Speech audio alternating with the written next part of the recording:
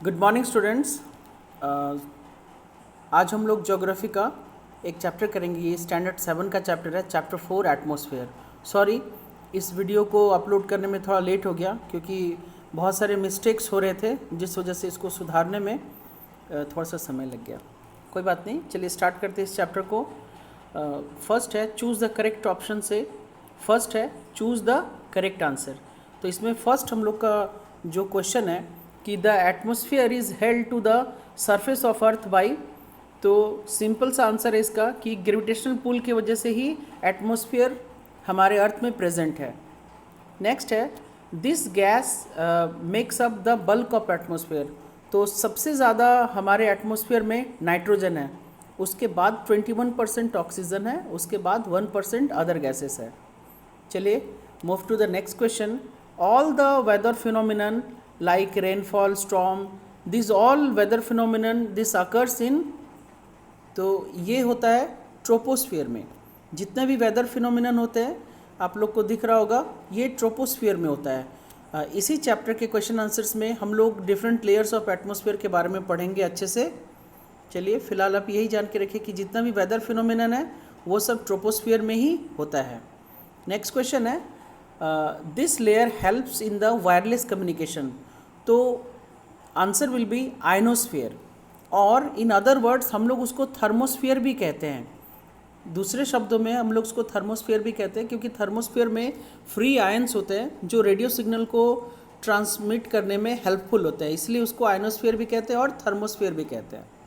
चलिए move to the next topic कि rainfall caused when moist air comes in contact with mountain is called, that is called relief rainfall। Yes, हम लोग इस chapter में इसी section में पढ़ेंगे कि कितने टाइप के बारिश होती है। तो बारिश 3 टाइप की होती है, हम लोग पढ़ेंगे उसमें। फिलहाल आप जान के रखो कि ऑरोग्राफिक रेनफॉल को रिलीफ रेनफॉल भी कहते हैं। ये बेसिकली विंडवर्ड साइड में होता है। चलिए मूव टू नेक्स्ट क्वेश्चन। हम लोग इसके बारे में ब्रीफली स्टडी करेंगे इसी टॉपिक में, लास्ट क्वेश्चन में। नेक्स्ट टॉपिक है fill in the blank section. Fill in the blanks में कि फर्स्ट है कि oxygen constitute the 21% of atmosphere. ये हम लोग थोड़ी देर पहले भी डायग्राम को देखकर स्टडी किए थे। नेक्स्ट है deforestation increases the amount of carbon dioxide. तो हम लोग सभी को पता है कि ये जो हमारे जितने भी पेड़ पौधे हैं, पेड़ पौधों का सबसे इम्पॉर्टेंट एक काम है वो है ऑक्सीजन देना, और दूसरा इम्पॉर्टेंट काम है कार्बन डाइऑक्साइड को एब्जॉर्ब करना। तो ये कार्बन डाइऑक्साइड ही है जो हमारे एटमॉस्फेयर में गर्मी को बढ़ाने का कारण है, क्योंकि वो हीट को एब्जॉर्ब करता है। तो जितना ज़्यादा कार्बन डाइऑक्साइड उतना ज़्यादा हीट। और हम ह्यूमंस इतने सेल्फिश है कि डिफॉरेस्टेशन मतलब पेड़ को काटना, जंगल को काटना, ये कंटिन्यूसली बहुत ज़्यादा कर रहे हैं। पेड़ पौधे लगा कम रहे हैं, काट ज़्यादा रहे हैं, तो जिस वजह से amount of carbon dioxide atmosphere में बढ़ रहा है। नेक्स्ट क्वेश्चन है the decrease in the temperature by 1 degree every 165 meter of ascent in the troposphere। मतलब इसका कहने का मतलब है, ये क्वेश्चन है कह रहा है कि हम लोग जितना ऊपर उठेंगे, एटमॉस्फेयर से ऊपर उठेंगे, मतलब हर 165 मीटर पर 1 डिग्री टेम्परेचर कम होता जाएगा। इस प्रोसेस को कहते हैं नॉर्मल लैप्स रेट। इस प्रोसेस को हम लोग कहते हैं normal lapse rate. Next question है wind that blow in particular region. जो विंड एक खास जगह पर ब्लो करता है उसको हम लोग क्या कहते हैं?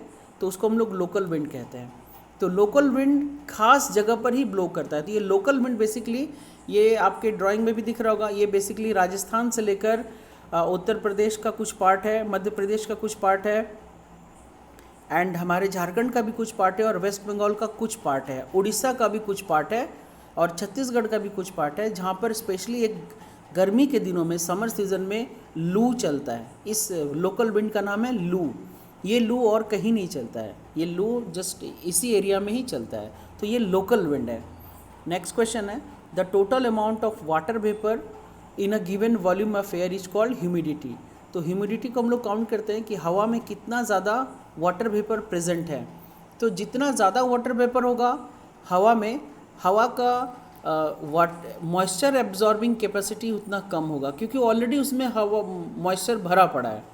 इसीलिए बरसात के दिनों में कपड़ा देर से सूखता है। चलिए move to the next question.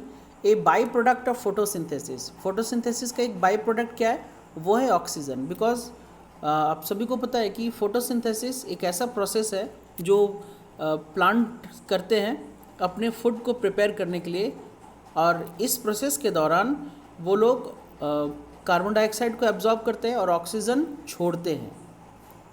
Next, the layer in which meteorites Burns up is called mesosphere. Yes, mesosphere एक ऐसा लेयर है, इसमें मेटियोराइट्स बर्न होता है। ये हम लोग के पिक्चर में भी दिया हुआ है। सबसे नीचे ट्रोपोस्फीयर होता है, फिर स्ट्रेटोस्फीयर होता है, फिर मेसोस्फीयर होता है। तो मेसोस्फीयर में ही मेटियोराइट्स बर्न होते हैं।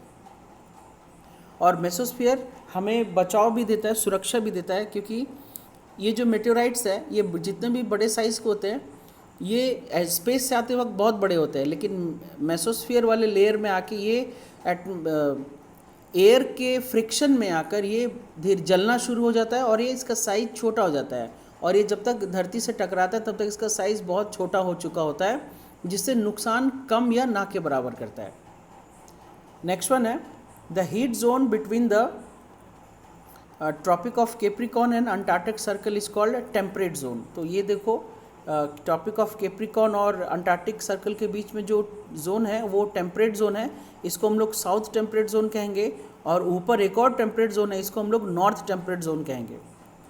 चलिए नेक्स्ट क्वेश्चन है, a prevailing wind is called permanent wind. हम लोग इस चैप्टर में विंड्स के डिफरेंट टाइप्स के बारे में भी पढ़ेंगे। नेक्स्ट क्वेश्चन में है ये क्वेश्चन। चलिए मूव टू नेक्स्ट क्वेश्चन। कह रहा है कि व्हाट इज़ एटमॉस्फेयर। तो एटमॉस्फेयर क्या है, basically it is the area of earth. Basically atmosphere is the area of earth that is enveloped by a thin layer of air is called atmosphere. मतलब जितना भी हमारे अर्थ में जहाँ तक एयर है वहाँ तक एटमॉस्फेयर का लेयर है। हम लोग पढ़ेंगे कि नेक्स्ट क्वेश्चन में ही है कि डिफरेंट लेयर्स ऑफ एटमॉस्फेयर क्या है। तो ट्रोपोस्फियर है, स्ट्रेटोस्फियर है, मेसोस्फियर है, थर्मोस्फियर है और एक्सोस्फियर। ये 5 लेयर है हमारे एटमॉस्फेयर का। नेक्स्ट क्वेश्चन में ये डिस्क्रिप्टिव वे में हम लोग स्टडी करेंगे। Next question is that how is altitude affect the atmospheric temperature. तो अल्टीट्यूड कैसे एटमॉस्फेरिक टेम्परेचर को अफेक्ट करता है, असर करता है। तो answer is atmospheric temperature decrease with an increase in altitude of 1 degree C for every 165 metre. हम लोग पहले भी पढ़े हैं, ये नॉर्मल लैप्स रेट है। इसको नॉर्मल लैप्स रेट भी कहते हैं कि जितना हम लोग ऊपर उठेंगे हर 165 मीटर पे 1 डिग्री टेम्परेचर कम होता जाएगा। So air becomes thin with rise in altitude. Next question है व्हाट इज़ एयर प्रेशर। तो जब the pressure exerted by the weight of the air on the surface of the earth is termed as pressure. That means pressure मतलब हवा का जो दबाव है, हवा का जो वज़न है वो अर्थ पर जो गिर रहा है वही एयर प्रेशर है। जितना दबाव से हवा, जितने प्रेशर से हवा हमारे अर्थ पर एग्जिस्ट कर रही है या फिर जो दबाव दे रहा है, उसी को हम लोग एयर प्रेशर कहते हैं। नेक्स्ट है व्हाट इज साइक्लोन। तो साइक्लोन हो गया, these are the rainfall which is associated with intense tropical storms. मतलब वैसी बारिश जो भयंकर तूफान के साथ आता हो उसको हम लोग साइक्लोन कहते हैं। बेसिकली ये साइक्लोन हमारे समुद्र पर ही इसका उद्गम होता है या ओरिजिनेट करता है, और उसके बाद धीरे धीरे फिर समुद्र से होते हुए हमारे लैंड की ओर आगे आ जाता है। चलिए move to next question. Answer in paragraph. Describe the composition of the atmosphere. आ गया ये क्वेश्चन, हम लोग पहले से ही बोल रहे थे। ये क्वेश्चन है हमारे एटमॉस्फेयर का कॉम्पोजिशन क्या है। तो थोड़ी देर पहले हम लोगों ने डिस्कस किया था कि troposphere, stratosphere, mesosphere, thermosphere and exosphere, ये एक्चुअली नीचे से ऊपर तक के हिसाब से लेबल्ड किया हुआ है। तो ये रहा troposphere, stratosphere, mesosphere, thermosphere and exosphere. तो let us start with the first point that is just हम लोग टॉप से बिलो की ओर आएंगे। First is exosphere. तो एक्सोस्फियर क्या है, basically it is the upper most layer of the atmosphere. ये सबसे ऊपर वाला लेयर है and it merge with outer space from a height of 10,000 kilometre. ये एयर स्पेस के साथ मिल जाता है और इसका हाइट बहुत ज़्यादा ऊंचा है। Here the air is very thin, यहाँ पर हवा बहुत ज़्यादा पतला होता है। And gas like hydrogen helium floats here, इस लेयर में हाइड्रोजन और हीलियम मिलता है। नेक्स्ट है थर्मोस्फीयर। तो this layer x tends from the mesosphere till the exosphere. ये मेसोस्फीयर से लेकर एक्सोस्फीयर तक ये माने जो लेयर है ये थर्मोस्फीयर कहलाता है। Its height is about 600 to 1000 kilometre. Now this layer contains ions. हम लोगों ने पहले भी we have discussed it earlier that इस लेयर में आयंस होते हैं जो रेडियो सिग्नल्स को ट्रांसमिट करने में हेल्प करते हैं। So it is also called as ionosphere and it is important for the radio communication.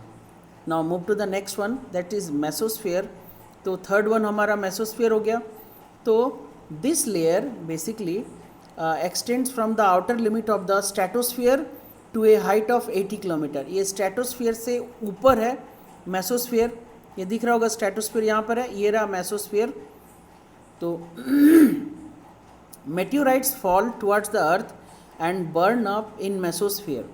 मेट्योराइट्स जितने भी होते हैं ये दिख रहा होगा ड्राइंग में, पिक्चर में, इस लेयर में आके बर्न हो जाते हैं और छोटे हो जाते हैं। ये बर्न होने का कारण है कि एयर के साथ, एयर मॉलिक्यूल्स के साथ ये फ्रिक्शन होता है, रगड़ने की वजह से ये गर्म होता है और बहुत हद तक इसमें आग लग जाता है या लाल होता है, जिस वजह से ये जलने लगता है और धीरे धीरे अर्थ सरफेस तक आते आते इसका साइज़ काफ़ी छोटा हो जाता है, मतलब नुकसान ना के बराबर होता है। नेक्स्ट है this layer is right above the troposphere, sorry stratosphere के बारे में हम लोग पढ़ेंगे। मेसोस्फियर कंप्लीट हो गया। स्ट्रेटोस्फियर बिल्कुल ट्रोपोस्फियर के ऊपर है। It is stretch from about 50 kilometres. ये 50 किलोमीटर से स्टार्ट होता है। It is free from cloud. ये इम्पॉर्टेंट इसकी खूबी है कि ये क्लाउड से फ्री होता है, इसीलिए it makes ideal place for the flying aeroplanes. Now this layer also contains ozone layer. ये लेयर में ओजोन लेयर भी है, इसीलिए ये हमें सन के अल्ट्रावायलेट रेस के हार्मफुल इफ़ेक्ट से बचाता भी है। सो हर एक लेयर का अपना अपना एक इम्पॉर्टेंस है। चलिए लास्ट को ख़त्म कर लेते हैं, उसके बाद हम लोग डिस्कस करेंगे। That is troposphere. ये हो गया। This layer lies directly over the surface of earth extending to a height of 30 kilometre. ये 30 किलोमीटर के माने अप टू 30 किलोमीटर ट्रोपोस्फियर का हाइट है। Temperature decreases with a height of rate of 1 degree for 165 metre. ये normal lapse rate है। And all the weather phenomenon takes place here. Cloud formation, fog, rain, ये सारा चीज़ यहीं पर होता है। एक बार हम लोग ज़रा फिर से रिपीट करेंगे ये लेयर्स ऑफ एटमॉस्फेयर के बारे में। सबसे पहले है ट्रोपोस्फियर, फिर है stratosphere, mesosphere, thermosphere and exosphere. तो ट्रोपोस्फियर का खूबी है कि जितना भी वेदर फिनोमेन है, बारिश वगैरह होना, फॉग वगैरह, थंडरिंग, ये सब ट्रोपोस्फियर में ही हो जाता है। इसलिए ट्रोपोस्फियर में कभी भी एरोप्लेन नहीं उड़ता है। एरोप्लेन उड़ता है स्ट्रेटोस्फियर में, क्योंकि वेदर फिनोमेनन यहाँ पर नहीं होता है, इसलिए ये खाली जगह है जो एरोप्लेन्स को उड़ने के लिए जगह देता है। नेक्स्ट है एक और खूबी है स्ट्रेटोस्फियर का कि इसमें आयंस मिलते हैं, इसमें ओजोन गैस मिलता है। जो ओजोन लेयर का पूरा ओजोन गैस का पूरा एक लेयर बना हुआ है जो सन के हार्मफुल रेडिएशंस को एब्जॉर्ब करता है। Next is mesosphere. इसका बहुत बड़ा खूबी है कि मेट्योराइट्स इसी लेयर में आके बर्न हो जाते हैं। इसके ऊपर है थर्मोस्फियर। तो थर्मोस्फियर में आयंस मिलते हैं जो रेडियो सिग्नल को ट्रांसमिट करने में हेल्प करता है। एंड टॉप मोस्ट लेयर है एक्सोस्फियर। तो ये स्पेस के साथ जुड़ा हुआ है, हमारा जो स्पेस है अंतरिक्ष के साथ ये जुड़ा हुआ है। आई होप आप लोग का ये लेयर ऑफ एटमॉस्फेयर कंप्लीट हो गया होगा। चलिए नेक्स्ट क्वेश्चन की ओर बढ़ते हैं। ये क्वेश्चन भी बहुत इंपॉर्टेंट है। ये क्वेश्चन कह रहा है कि वेदर और क्लाइमेट के बीच में डिफरेंस क्या है। और डिफ्रेंशिएट या distinguish between the weather and climate. So basically what is weather and what is climate, हम लोग इसको स्टडी करेंगे। वेदर का मतलब होता है मौसम, and it is a state of atmosphere at a place over A short period of time. ये बदलता रहता है, वेदर कंडीशन हमेशा बदलता रहता है। जैसे अभी थोड़ी देर पहले आज दिन में बारिश हुआ, फिर धूप आया, फिर बारिश हुआ, फिर बादल छाया रहा, फिर बारिश हुआ, धूप आया। दैट मीन्स ये वेदर कंडीशन है, ये थोड़े समय के लिए रहता है और ये चेंज होता रहता है। Whereas climate is the average atmospheric condition of a area over a long period of time, about 30 years or more। मतलब क्लाइमेट एक किसी भी जगह का, जिसको हम लोग जलवायु कहते हैं, वो जलवायु क्या होता है बेसिकली किसी भी जगह का कम से कम 30 साल से ज़्यादा के समय का जो अवस्था होता है एटमॉस्फेरिक कंडीशन का। तो जैसे हम लोग जिस जगह पर रहते हैं, ये धनबाद काफ़ी गर्म जगह है, ठंड 2 से 3 महीने के लिए रहता है, मैक्सिमम दिसंबर जनवरी फरवरी, और बाकी पूरा 8 से 9 महीना लगातार बहुत गर्मी होती है। तो ये जो मौसम है, ये जो जलवायु है धनबाद का, ये आज से 50 60 70 साल पहले भी यही था, आज भी यही है। हाँ, गर्मी थोड़ा और बढ़ गया है। तो इसी चीज़ को कहते हैं, जो बहुत लॉन्ग समय से हो उसको हम लोग क्लाइमेट कहते हैं। एंड वेदर तो चेंज होता रहता है। तो इनके एलिमेंट्स है बेसिकली, क्या क्या एलिमेंट्स है, तो टेम्परेचर है, ह्यूमिडिटी है, एटमॉस्फेरिक प्रेशर है, विंड है, प्रेसिपिटेशन है, ये सब इनके एलिमेंट्स हैं। चलिए नेक्स्ट क्वेश्चन की ओर बढ़ते हैं। नेक्स्ट क्वेश्चन कह रहा है, why the earth have several distinct heat belts. हमारे अर्थ में हीट बेल्ट्स अलग अलग क्यों हैं, and distinguish between with the help of a diagram. तो हीट बेल्ट क्या क्या है हम लोग पढ़ेंगे। सबसे पहले हीट बेल्ट जान के रखो, ये बेसिकली 3 है। टॉरिड जोन है, टेम्परेट जोन है, 2 टेम्परेट जोन है, और 2 फ्रिजिड जोन है। तो यही है हीट बेल्ट्स। तो ये हीट बेल्ट का कारण क्या है, डिफरेंट टाइप ऑफ हीट क्यों है, तो इसका सबसे बड़ा रीज़न है कि हम लोग का अर्थ का जो शेप है वो एक तो राउंड है। सबसे पहला रीज़न है कि ये अर्थ का शेप राउंड है, और दूसरी बात अर्थ हमारा टिल्टेड है, वो स्ट्रेट नहीं है। तो इस वजह से क्या होता है, जो सन का जो रे गिरता है वो बिल्कुल सिर्फ ये बीच वाले सेक्शन, मतलब टॉरिड जोन में ही गिरता है। इसको हम लोग टॉरिड जोन कहते हैं, जहाँ पर सूरज की रोशनी सबसे ज़्यादा गिरती है, ये टॉरिड जोन है। उसके बाद ये जो जगह है, ये टेम्परेट जोन है, और यहाँ भी टेम्परेट जोन है। इस जगह पर क्या होता है ना, ढलता हुआ सूरज गिरता है। यहाँ पर रोशनी हमेशा डायरेक्ट सनलाइट नहीं गिरता है, डायरेक्ट सनलाइट सिर्फ टॉरिड जोन में गिरता है, इसलिए बहुत ज़्यादा गर्म होता है। तो जो भी कंट्री टॉरिड जोन में आते हैं, बेसिकली ये इक्वेटर है, इक्वेटर के पास आते हैं, जैसे अफ्रीका हो गया, और भी बहुत सारे कंट्रीज़ हैं जो इक्वेटर के पास आते हैं, वो काफ़ी गर्म होते हैं क्योंकि उनको सनलाइट डायरेक्टली मिलता है। और बाकी जैसे हमारा यूएसए वगैरह हो गया, रशिया हो गया, चाइना हो गया, ये नॉर्थ टेम्परेट जोन में आता है। तो यहाँ पर ढलता हुआ सूरज होता है, इसलिए वहाँ पर काफ़ी ठंड है। और फ्रीजिड जोन में जैसे अंटार्कटिका इधर है, और कनाडा वगैरह ऊपर साइड में है, अपर साइड में है, तो ये फ्रिजिड जोन है। फ्रिजिड जोन में तो सनलाइट ना के बराबर गिरता है, वहाँ तो 12 महीना बर्फ़ जमा रहता है। सूरज की रोशनी, सिर्फ रोशनी भी कभी दिखाई नहीं देती है, बस हल्का फुल्का उजाला से ये लोग महसूस करते हैं कि ये मैंने दिन हुआ है या रात हुआ। वहाँ दिन और रात का पता भी नहीं चलता है, क्योंकि इतना कुआसा, बर्फ़ और ये सारा फॉग जमा रहता है कि पता ही नहीं चलता है कई कई महीनों तक। तो यहाँ का टेम्परेचर भी मिनिमम 50-60 डिग्री माइनस में रहता है। तो ये रीज़न क्या है कि अर्थ has several temperate distinct belts because sunlight is not coming at equal portion on each part of the earth. So earth is divided into 3 zones, that is torrid zone, temperate zone and frigid zone. Next question is, what are the pressure belts? Draw a diagram. तो ये रहा diagram. Pressure belt क्या होता है basically, pressure belt, there are 3 types of pressure belt. First is equatorial low pressure belt और doldrums, sub tropical high pressure belts and sub polar low pressure belt. Just you can see here, this is the equator. Equator के पास हमेशा गर्मी रहता है, तो इस जगह पर लो प्रेशर बेल्ट क्रिएट होता है। जस्ट अगर हम लोग ये 2 पोर्शन को देखें, तो ये 2 पोर्शन में हाई प्रेशर बेल्ट क्रिएट होता है, क्योंकि ये सब ट्रॉपिकल हाई प्रेशर बेल्ट है। क्योंकि इक्वेटर से जो गर्म हवा ऊपर उठती है, ऊपर उठने के बाद उसके जगह पर, खाली जगह पर ठंडा हवा घूम आ जाता है, तो ये एयर का प्रॉपर्टी है। तो इसी तरीके से अगर हम देखेंगे, इस जगह पर हाई प्रेशर बेल्ट तैयार होता है, और ठीक जस्ट इसके ऊपर लो प्रेशर बेल्ट तैयार होता है। और ये 3 टाइप के प्रेशर बेल्ट में अर्थ को डिवाइड किया गया है। इक्वेटोरियल लो प्रेशर बेल्ट हम लोग देखेंगे, जस्ट ज़रा इसके आंसर को समझने की कोशिश करो। As a result of the heating and rising air a zone of low pressure belt forms around the equator, ठीक है, and these regions are called as equatorial low pressure belt, ये फर्स्ट है। Next है around 30 degree north and 30 degree south, मतलब ये है 30 degree north and this is 30 degree south, इस जगह पर सब tropical high pressure belt create होता है।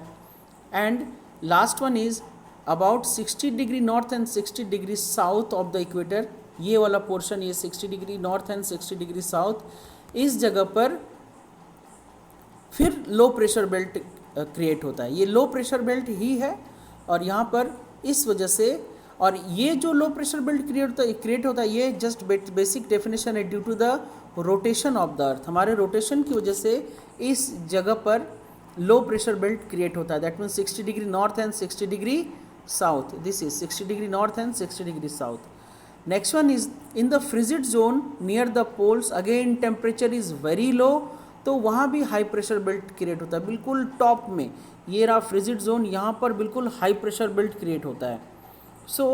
तो हम लोगों ने देखा कि अर्थ में 3 टाइप के प्रेशर बेल्ट है, एक है equatorial low pressure belt, next one is सब tropical high pressure and sub polar low pressure, तो ये 3 तरह के प्रेशर बेल्ट क्रिएट होते हैं। Now move to the next question, वो है व्हाट आर विंड्स। तो हम लोग को विंड्स के बारे में समझना है कि विंड्स होता क्या है। तो movement of air, basically simple सा आंसर है, movement of air of an area of high pressure to the area of low pressure, मतलब विंड हमेशा हाई प्रेशर से लो प्रेशर की ओर ही बहता है और इसी मूवमेंट को हम लोग विंड कहते हैं। Now let us understand, there are 3 types of wind, one is permanent wind, another is periodic wind and third one is local wind. तो परमानेंट विंड क्या होता है, these winds are related to the permanent pressure belts, ये permanent pressure belts के पास ही ये blow करता है, they blow from the same direction, ये हमेशा डायरेक्शन सेम में ही ब्लो करता है, they follow the same course through out the year, ये पूरा साल एक ही डायरेक्शन में ब्लो करता है। These winds move hot air from the equator, माने इक्वेटर से हॉट एयर को लेकर पोल्स की ओर जाता है, and cold winds from the poles towards equator, ये फिर वहाँ से रिटर्न जब आता है तो पोल से ठंडा हवा लेकर इक्वेटर की ओर आता है। And they are also known as planetary winds और प्रिवेलिंग विंड्स, इसके 2 नाम है, परमानेंट विंड्स को हम लोग बोल सकते हैं, दैट इज प्लानिटरी विंड्स और प्रिवेलिंग विंड्स। नेक्स्ट है पीरियोडिक विंड्स। तो पीरियोडिक विंड्स क्या होता है, it blows during particular season, ये पर्टिकुलर सीजन खास सीजन में ही ब्लो करता है। एग्जाम्पल मॉनसून, तो सबसे बेस्ट एग्जाम्पल है monsoon, and it changes direction with change in season, ये पीरियोडिक विंड अपना डायरेक्शन हमेशा चेंज करता है सीजन के साथ। Now during summer season south west monsoon blow from the sea to land and brings rainfall. ज़रा हम लोग इस मैप को देखेंगे ठीक ढंग से, अभी हम लोगों ने कहा कि साउथ वेस्ट मानसून, तो हम लोग जानते हैं this is east, this is east, this is west, this is north and this is south. तो साउथ वेस्ट इधर होगा, this is south west monsoon, ये इंडिया में बारिश लाती है गर्मी के समय में। एंड यहाँ देखो लिखा हुआ है south west monsoon, it brings rainfall during summer season, and during winter season as north east monsoon, यही मानसून फिर इधर से आता है, ये नॉर्थ ईस्ट डायरेक्शन से इंडिया में घुसता है, एंड उस समय भी जो विंटर में बारिश होती है वो नॉर्थ ईस्ट मानसून से ही होती है। यस, एंड एक और है पीरियोडिक विंड्स, एक और है land breeze and sea bridge, ये लैंड ब्रीज और सी ब्रीज भी होता है। लैंड ब्रीज फ्लो करता है नाइट के टाइम में और सी ब्रीज फ्लो करता है डे के टाइम में। रीज़न है कि दिन के समय में ज़मीन ज़्यादा गर्म होता है और रात के समय में पानी ज़्यादा गर्म होता है। ये हम लोग नेक्स्ट टॉपिक में क्लियर करेंगे कि लैंड ब्रीज और सी ब्रीज क्यों ब्लो करता है, सी टू लैंड और लैंड टू सी। जस्ट याद रखिए कि रात में लैंड ब्रीज फ्लो करता है एंड दिन में सी ब्रीज फ्लो करता है। तो land breeze and sea breeze और monsoon, these are the periodic winds, खास समय पर ये ब्लो करते हैं और ख़ास सीजन में ब्लो करते हैं। नेक्स्ट है लोकल विंड्स। तो लोकल विंड्स हो गया, तो लोकल विंड्स हम लोग थोड़ी देर पहले भी पढ़े हैं, ये these winds blow over a small area at a particular time of day और इन ए ईयर. एग्जाम्पल इज लू. हम लोग जानते हैं इंडो गैंगेटिक प्लेन में समर सीजन में लू चलता है. ये बहुत ही स्ट्रांग होता है, हॉट होता है और ड्राई भी होता है. चलिए नेक्स्ट क्वेश्चन की ओर बढ़ते हैं. नेक्स्ट क्वेश्चन कह रहा है what are periodic winds and give example. तो हम लोग थोड़ी देर पहले इसमें पढ़े कि पीरियोडिक और seasonal winds blow only during particular season. With change in season these winds change their direction. Example monsoon, land and sea breeze. During summer in India, southwest monsoon wind blow from sea to land and bring rainfall, and during winter season they blow in the opposite direction and blow in the northeast monsoon winds. Blow as the northeast monsoon winds from this side winter में and from this side summer में. चलिए next question है what is humidity. Humidity क्या होता है and absolute humidity और relative humidity क्या होता है. तो the answer is very simple. The amount of water vapour और moisture in the atmosphere at any given point is called as humidity. Now something more about humidity. When air becomes warmer its capacity to hold moisture increases, so humidity increase with rise in temperature. Humidity जैसे जैसे temperature बढ़ेगा वैसे वैसे humidity भी बढ़ेगा. Now what is absolute humidity. This is the amount of water vapour present in unit volume of air. This is called as absolute humidity and it is expressed in gram per cubic metre. Next one is relative humidity. This is the ratio between the amount of moisture present in the air and the total amount of water vapor that the air can hold at a given temperature. It is expressed as percentage. तो ये हो गया relative humidity. चलो move to the next question. ये बहुत ही important और last question है, थोड़ा सा समझने की कोशिश कीजिए. Differentiate between the different types of rainfall. हमारे अर्थ में 3 टाइप का रेनफॉल होता है, that is convectional, relief and cyclonic. तो कन्वेक्शन रेनफॉल किसको कहते हैं. It is common near the equator. ये इक्वेटर के पास होता है. Humidity is generally high. यहाँ पर ह्यूमिडिटी ज़्यादा होता है. When the land gets heated it heats the layer of air above it causing the air to rise, and as the air rises most air cools and condenses to form clouds, and when the clouds get saturated rainfall occurs. तो ये basically equatorial region पर होता है. इसको हम लोग कहते हैं convectional rainfall. Next one is relief rainfall. Basically this type of rainfall takes place when a relief feature like mountain. दिख रहा है माउंटेन के आसपास ही होता है. Mountain stands in the way of moisture laden airs, and when these winds hit the mountain the wind is forced to rise, and as a result it cools and condenses and bring the heavy rainfall to the windward side of the mountain. Third one is cyclonic rainfall. This type of rainfall occur when warm air forced to rise by a body of cold air. मतलब basically cyclonic rainfall कहाँ होता है, जब एक side से cold air और एक side से वार्म एयर एक दूसरे के साथ मिलता है. So it occurs in both tropical areas and temperate areas, and it occurs with heavy rainfall with storm, thundering and lightning.